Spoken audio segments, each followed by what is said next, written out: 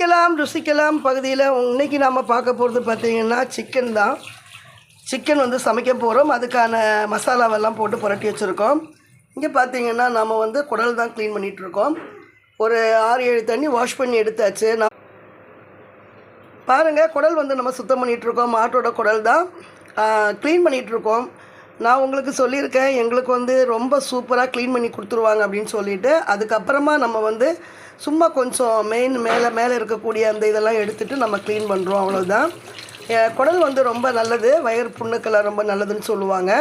கடலைப்பருப்பு எல்லாம் போட்டு நம்ம நல்லா சூப்பராக கூட்டு பண்ணோம் அப்படின்னா ரொம்ப அருமையாக இருக்கும், எந்த வாசனையும் வராது. இது வந்து பார்த்திங்கன்னா நம்ம வந்து மீன் தான் வறுத்துருக்கோம். இன்றைக்கி சமையல் எங்கள் வீட்டில் இது தான். பாருங்கள், மீன் வறுவல் தான். இதுக்கு வந்து பார்த்திங்கன்னா காஞ்ச மிளகாய், வெங்காயம், கருவேப்பிலை, மிளகு, உப்பெல்லாம் போட்டு மஞ்சத்தூள் போட்டு அரைச்சி தான் இதை ஃப்ரை பண்ணியிருக்கோம். பாருங்கள்,